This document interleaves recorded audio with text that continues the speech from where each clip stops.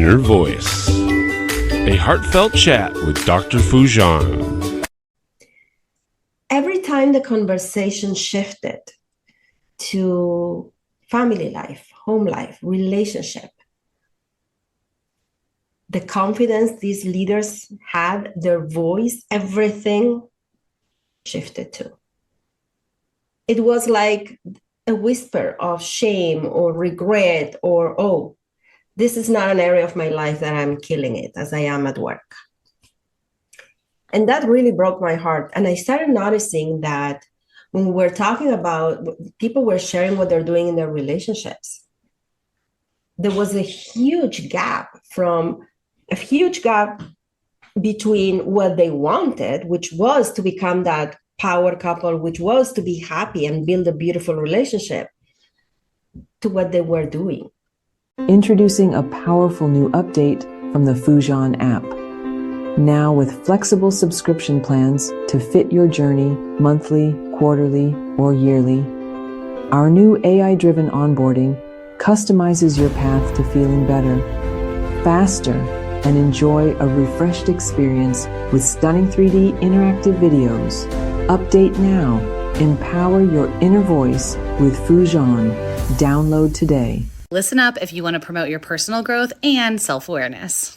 I found the Fujan app last month and I have been absolutely loving it. I personally have never learned guided meditation, but thanks to this app, I now have learned incredible tools for my own stress relief and emotional self-awareness. Not to mention, there are self-evaluation tools and professional coaching available to utilize however your journey to self-discovery takes you. Join Fujan today and redefine your life one step at a time.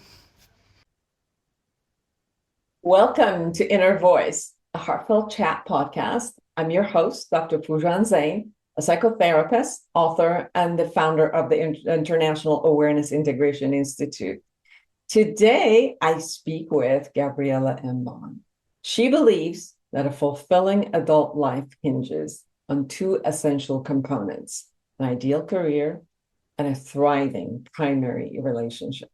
So after spending 8 years as a chemical engineer, Gabriela transitioned into couples coaching and bringing with her a unique edge, combining the precision of engineering with deep insights into human potential. She inspires high achievers and organizations to succeed, shedding light on the strategies needed to engineer extraordinary careers and build resilient, fulfilling relationships, both inside and outside of the workplace.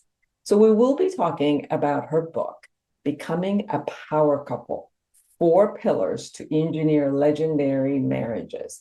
And we had a great conversation. Obviously, you guys know I'm a psychotherapist. So we talked about, the different phases of the marriages and how it works and what are each one of those pillars. You'll enjoy the conversation. We really had a good gap together, and I'm positive that you'll enjoy it as much as I did.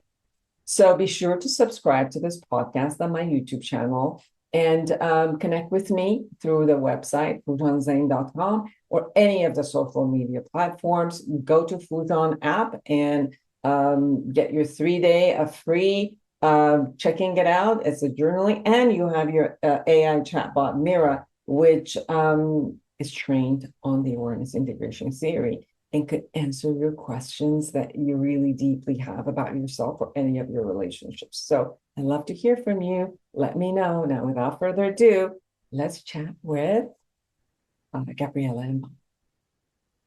Intentional Parenting, a practical guide to awareness integration theory, written by Dr. Jafari, Dr. Foojan Zeine, and Dr. Manoukian, 3 experts in human development, is your step-by-step guide to raising a healthy child prepared for a culturally integrated world.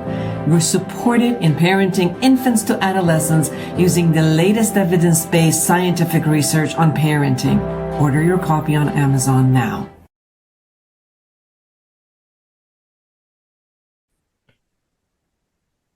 It is so nice to have you with us, Gabriela Embon. Welcome to the show. Thank you, Dr. Zeine. I'm very excited to be here. So, you are an engineer that just kind of switched over and said, I want to take every concept of engineering that I've known in my life, and I'm going to actually put it to use at work, in marriage, and in relational concepts. And that's where the book that you wrote, which is right behind you, there it is, Becoming a Powerful Couple, 4 Pillars to Engineering, to Engineer Legendary Marriages. So why? I love you, that question. So I'll give you a little bit of context. We'll start a little bit earlier. 15 years ago, I did a career change from engineering to the world of coaching, because I realized I was more passionate about people than I was about building microprocessors or Pentium 4s at the time. And initially, I started coaching individuals, but especially in career and life transition. But I noticed something powerful that I couldn't ignore. Every time the conversation shifted to family life, home life, relationship, the confidence these leaders had, their voice, everything shifted to. It was like a whisper of shame or regret or, oh, this is not an area of my life that I'm killing it as I am at work. And that really broke my heart. And I started noticing that when we were talking about, people were sharing what they're doing in their relationships, there was a huge gap between what they wanted, which was to become that power couple, which was to be happy and build a beautiful relationship, to what they were doing.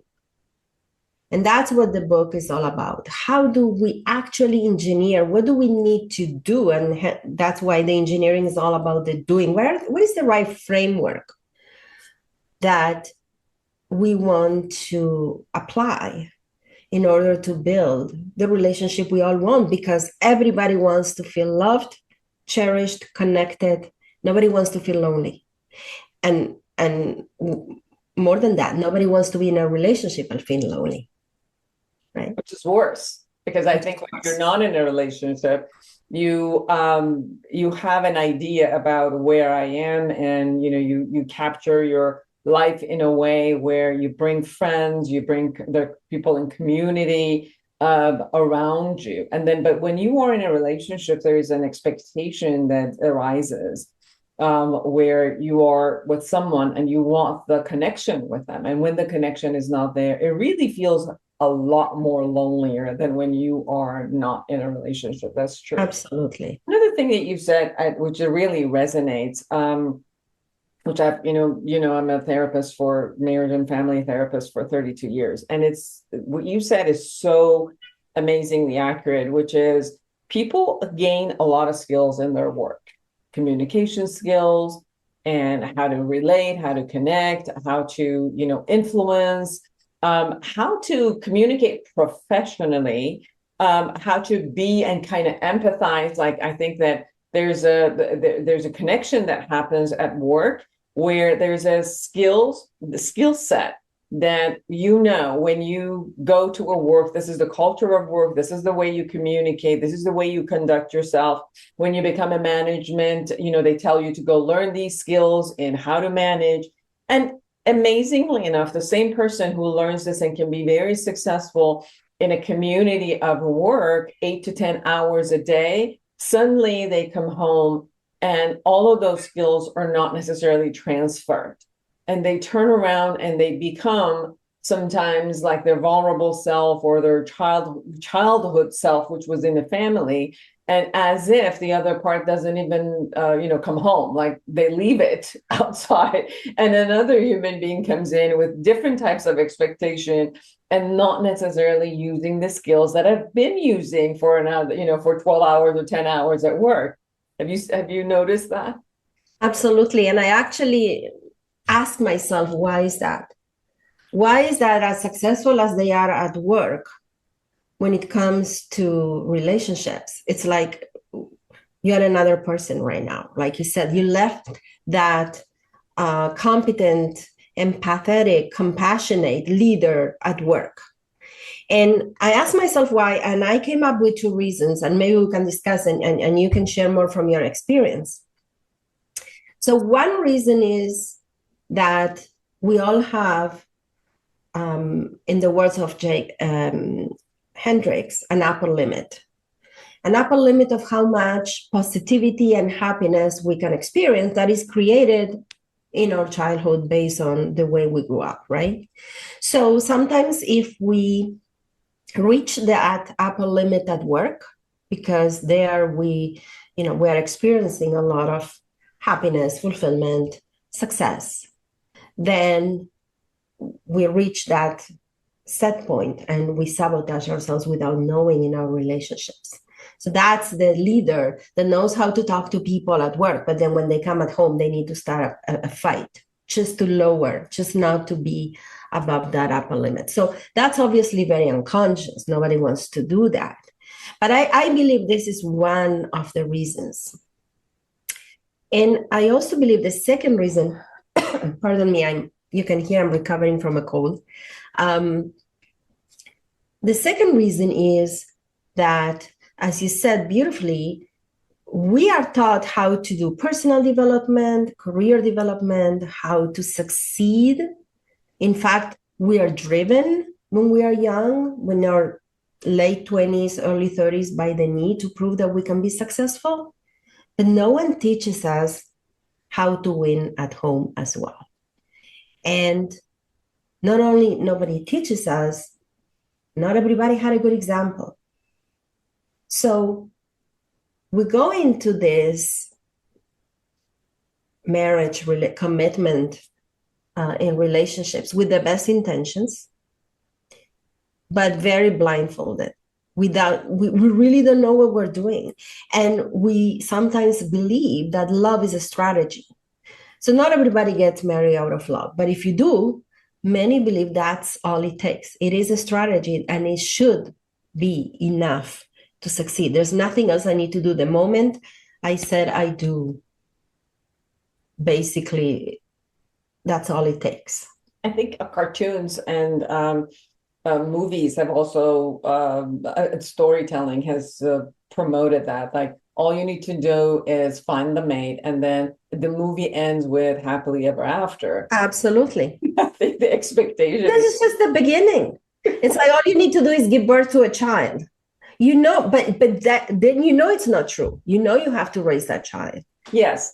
Also, I think to add to the two reasons that you shared, is that I think that our family, when we were born into a relationship or a lack of it, right? So we're born in the first relationship that we're born into is either the marriage of our parents, or for people who are divorced, the divorce of our parents, if it's a single parent, to the lack of that concept of the parenthood together. So by role modeling, that's the air that was there as a natural concept of couplehood.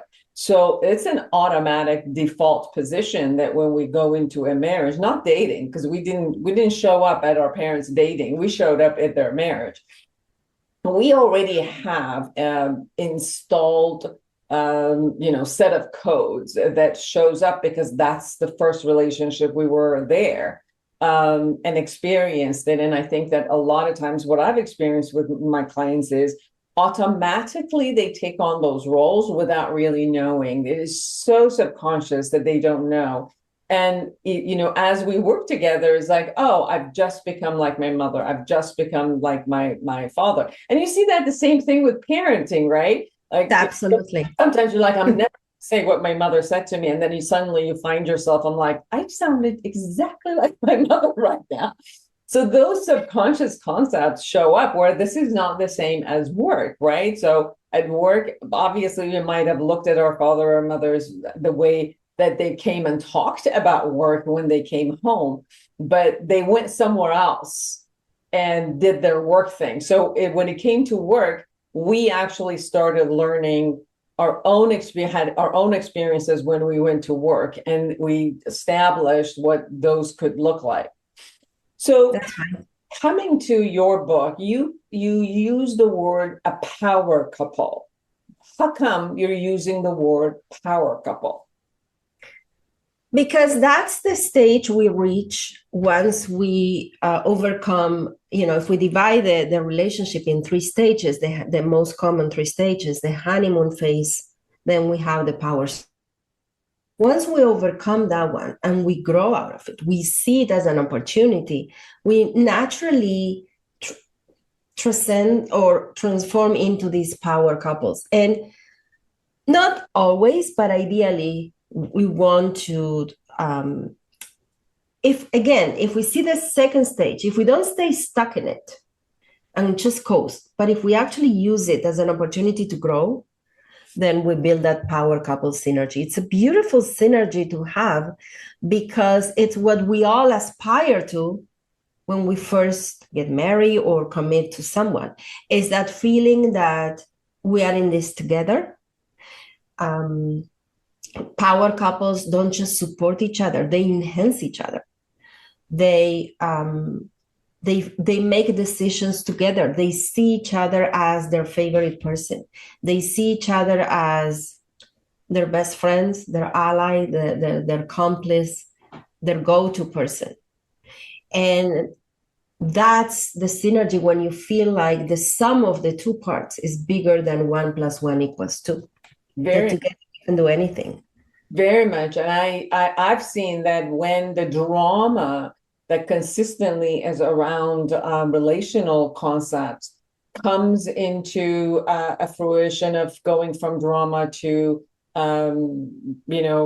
excellence, or feeling the connection and feeling that when you come home, you are exactly what you just said, the friendship, the support, all of that is there. The connection is there. That people actually excel more in their career. Absolutely. Because you don't show up at work fragmented or depleted. You show up whole, you show up anchored in love, and you come home is your safe haven, your powerhouse, where you go, you recharge, and then you have so much to offer to the world. Yes. Right? Power couples support each other's life mission, and they feel that it's a privilege to do that. It's not, okay, I have to for you. No. This is a privilege to support each other. They enhance each other, they elevate each other, and amplify their world. So absolutely. Yeah. So Gabriela, you talk about 4 pillars. Can you share what those pillars are? Yes, of course. So being the engineer, right, it was very important for me to offer a framework. First of all, a high-level framework that people can follow so they can build that power couple synergy. And then, of course, each pillar has its own tactics, its own practices. So the 4 pillars are the me, the you, the our, and the us. I'll divide them in 2. The first 2, the me and the you, are about the individual, one person. The our and the us are about the couple. So I can describe them shortly for people to understand how we look at this relationship. Me is all about me before we, right? It's all about personal responsibility. Nobody wants to be married to somebody who blames the other one, who is not accountable, or not reliable, and doesn't take responsibility of their happiness. Nobody likes to be married to a victim. So me is all about taking responsibility for my happiness. Like when I did a career change, right? I was happily married, but I wasn't personally fulfilled. So I wasn't happy because I was not in alignment with what I'm here to do. I had to take responsibility and find out what is it that I want to do and embark on that journey together with my spouse on board, of course, but it was my personal responsibility. So we don't, in the me pillar, we don't outsource our happiness to our partner or our children, because sometimes people do that. Okay, I don't need to find what I want to do with my life. I'm busy with the kids. That's outsourcing my happiness to my children. We don't outsource our happiness, and we don't use our partners as a punching bag. It's the personal development component. The you is also about one person, but is your partner. And this is the deep desire to understand your partner, to know your partner, and to become their best friend.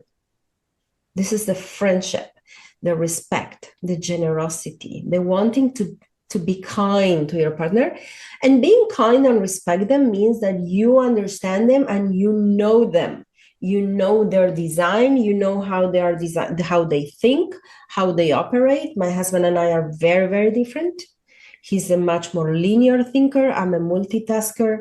He needs to be doing one thing at a time. He has more of an ADD mind. I'm very different, but we respect each other and work together. And more importantly, with the you pillar is that quest to never stop learning about your partner. I always say never stop doing a PhD about your partner.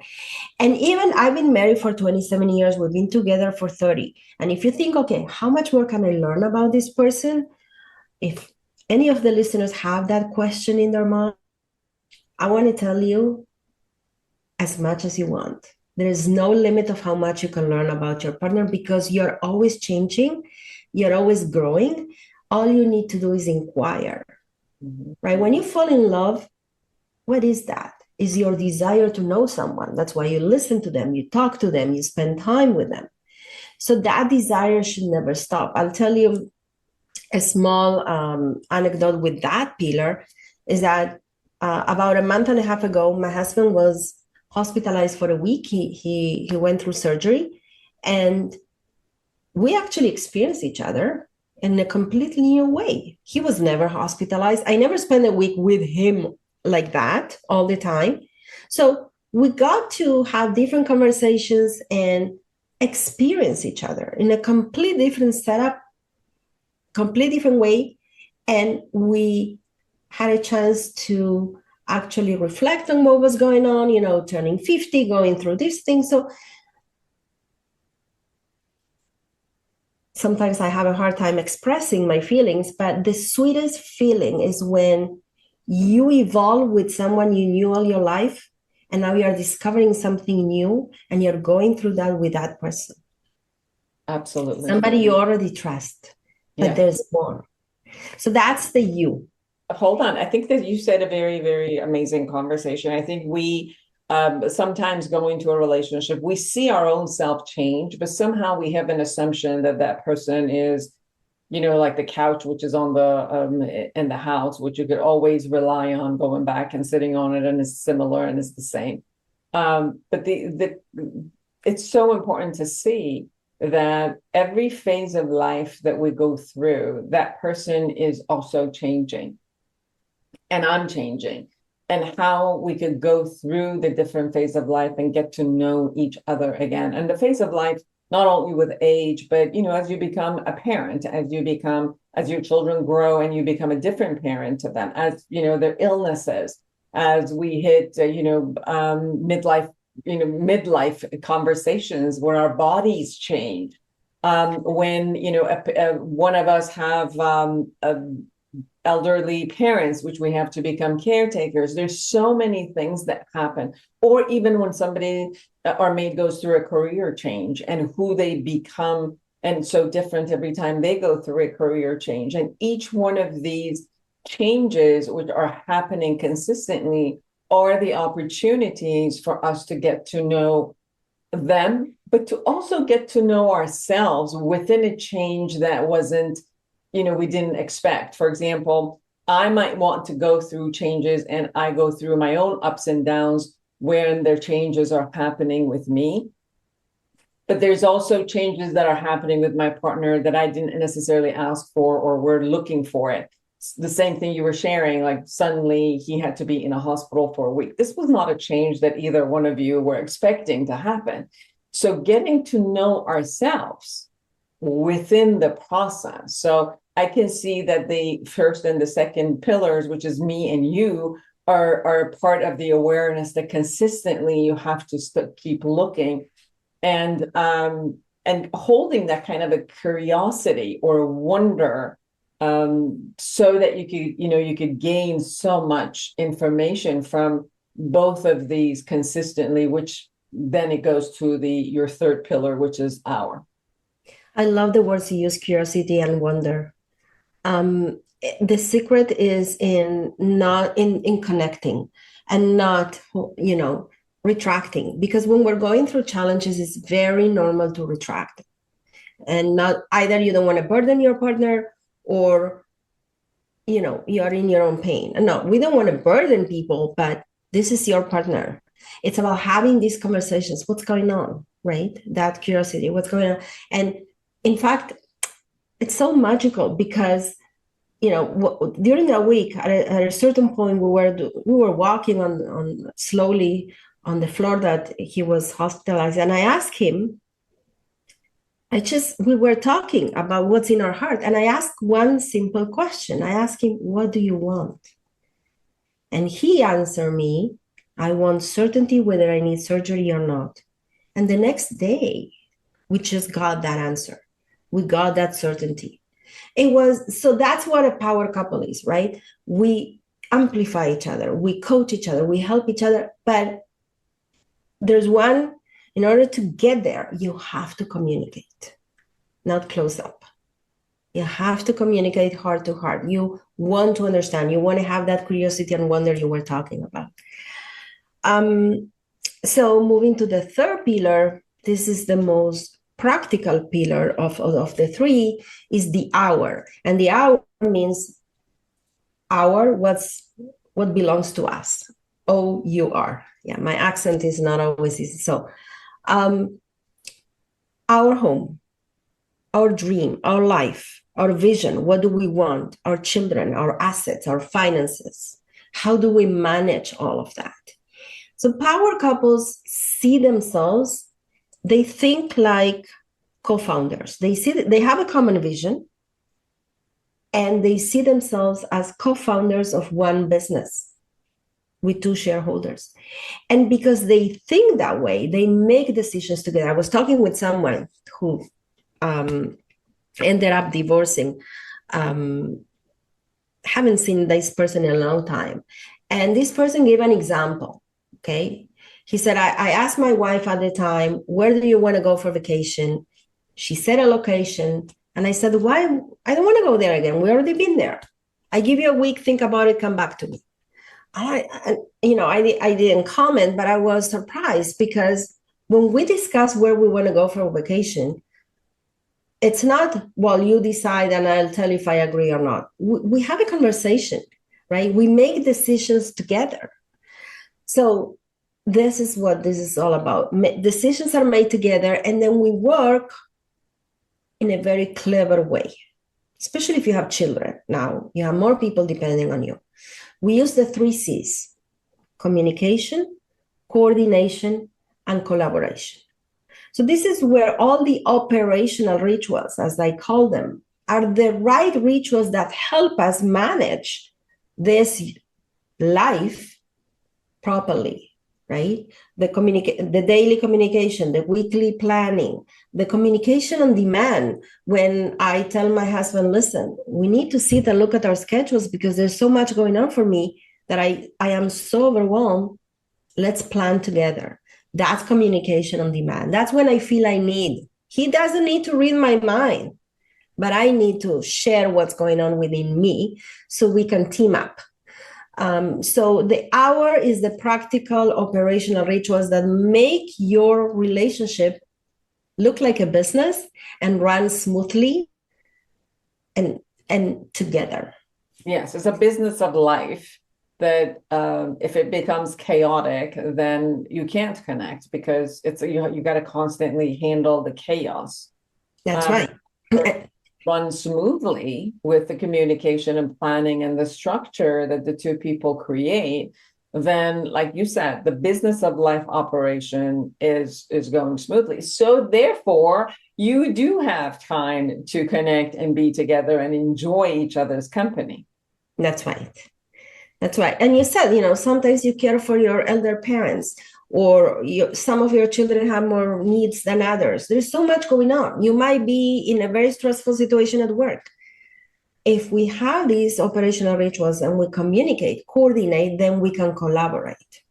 The idea is to collaborate, but if we don't communicate and coordinate, we can't collaborate. Mm-hmm. And then we feel we're a burden to each other. We don't feel we enhance each other. And then the last pillar, the most beautiful one, is the us. And the us is the true unity and intimacy between a couple. Now, of course, you need the first three to build that trust and connection, right? Because you have to trust and you have to have connection. Before you communicate, you have to have connection. So then you reach that us is that unity, the intimacy, the physical intimacy, the emotional intimacy, the spiritual intimacy. And when people feel emotionally connected, then they work together better, they make decisions together, they're nicer and kinder to each other. And unfortunately, a lot of couples let go of that physical intimacy as it is a burden. It's not a burden. These are the vitamins to your relationship. You don't want to be deprived from nutrients, right? Couples who don't have physical intimacy usually fight more, or they fight over stupidity. They don't feel they are one. And there's a lot of changes throughout the years. Like you've been together for 30 years, so you could imagine and you could experience what changes come. I mean, there's changes that happens with physical intimacy. And I'm not just talking about sexuality. I'm talking just intimacy, like romantic base of sexual intimacy. Which, when you're just going together, then you cohabitate. When you're married, it changes when you have your first child, second child. It changes when your body changes, when the female body changes, the male body changes, and when you're stressed about something else. So all of this is consistently changing. And sexuality and intimacy is one of those things that I've noticed people just don't talk about.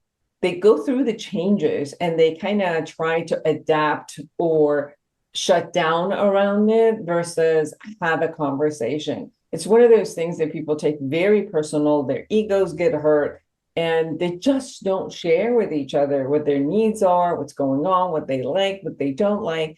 And it does take away a lot from the partnership, because then it just, after a while, it becomes a transactional partnership without having that type of an intimacy, which that's why we go into, romantic relationships or marriages together to have that piece. We don't want just transactional partnerships. We could have that with anybody.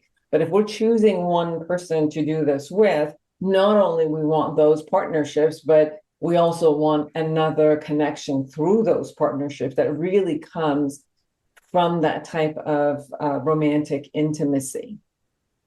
Yes, absolutely. I will add to that and say that physical intimacy doesn't start in the bedroom, like you said, right? That's very important. We forget to be playful, we forget to flirt, we forget to touch. And touch doesn't have to be sexual. Holding hands or just putting a hand on your partner's shoulder. So I talk a lot about rituals, and I talked previously about operational rituals, but there are connection rituals too. And one of them is kissing your partner every morning when they leave and when they come back home. Go to the door, greet them, hug them, and kiss them. Or cuddling in the morning. No, sometimes people say we don't wake up at the same time. Okay, so then whenever you wake up, go to your partner, give them a hug. We underestimate the power of those 30, 40 seconds of closeness, what it does to us. It makes us feel we're in this together, and everybody needs that. Yes. But we stop doing that. Yes, it's connection. That's right.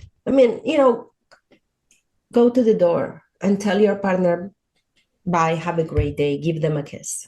When someone comes from home from work, whoever comes first, go greet the other one at the door. I have a golden retriever. I know that feeling when you come home and the dog is so happy to see you. Imagine if it's not just the dog, right? It's your partner, and with your children too. My children will not leave the home without saying bye and giving me a kiss. Now, okay, the boys that are at an age, they don't kiss me. They put their head, so I kiss them in the head, but that's okay.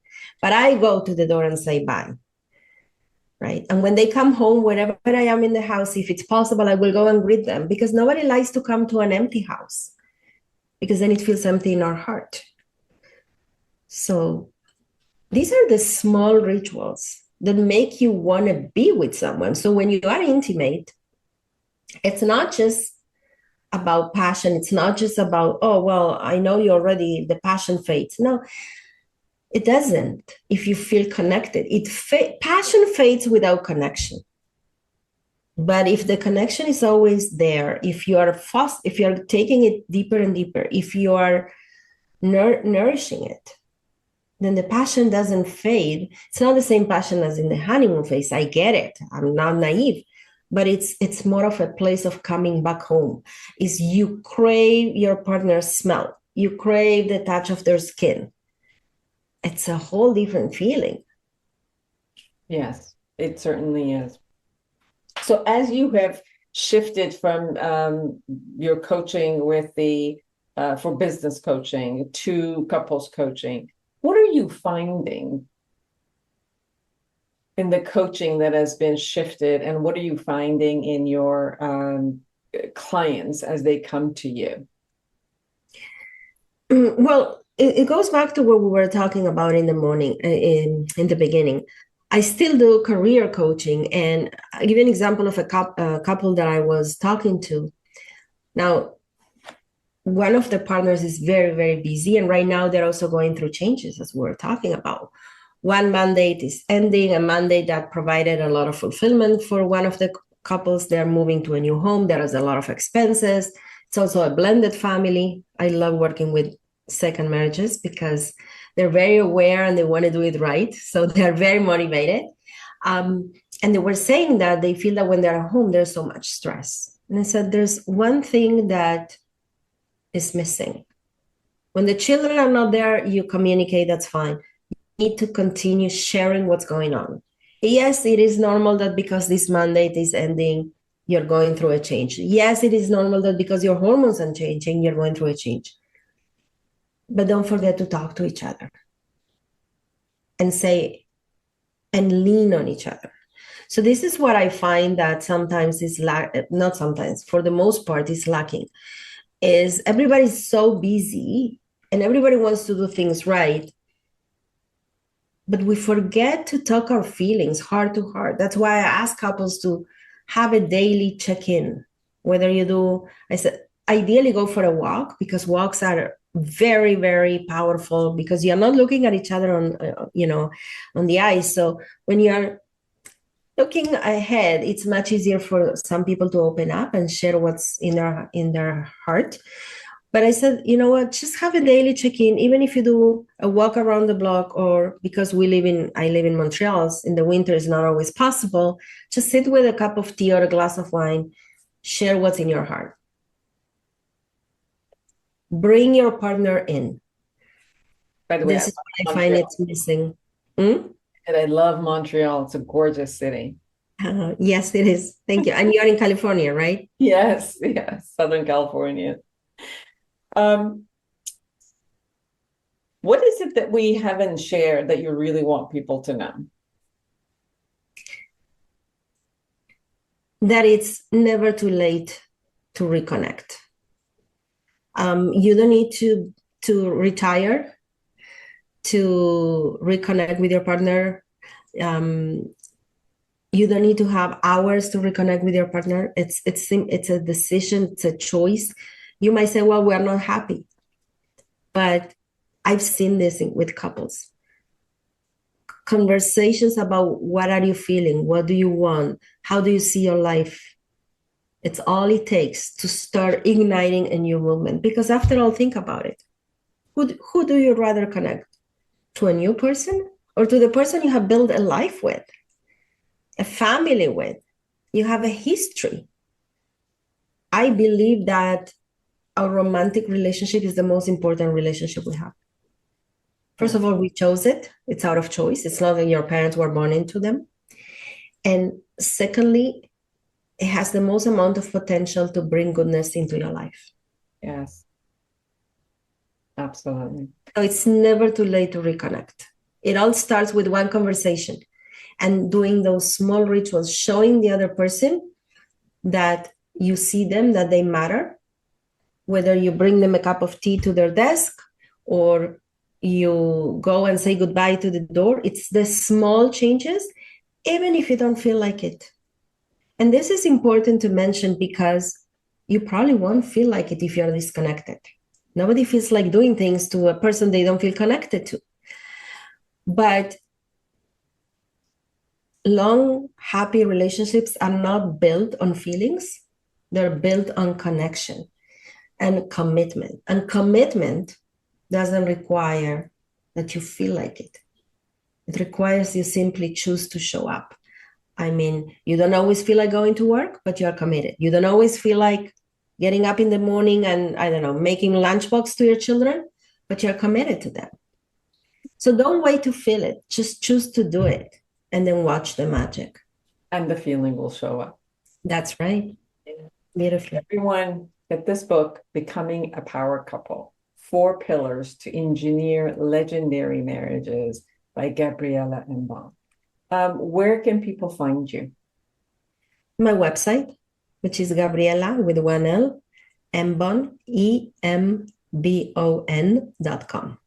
Beautiful. Well, thank you for taking the time and being with us. Thank you, Dr. Zeine, for having me. It's been a pleasure. And for all of you who are out there, create an amazing life for yourself and everyone around you, especially in your relationships.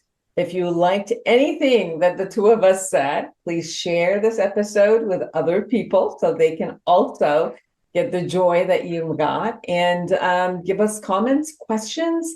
Let us know how it was for you. And until next week, take great care of yourself and bye-bye. When I join Anabasis Academy, what do I get and what I don't get? What do you get? What don't you get? You don't get a certificate because certificates never guarantee prosperity. You don't get generic so-called practical advice and recipes because you're unique and they hardly ever work. You don't get a bunch of shallow motivational nonsense because the only one who can motivate you is you. You will. You will get provoked and you will get fresh perspectives to consider. You'll get to activate your mindfulness, to tool up and move up, to discover your talents and gain confidence. And like all other remarkable people, if you engage and act, you will get a uniquely yours opportunity to evolve and shape your future. Visit AnnaBazesAcademy.org. Explore the difference, experience it, and make a difference.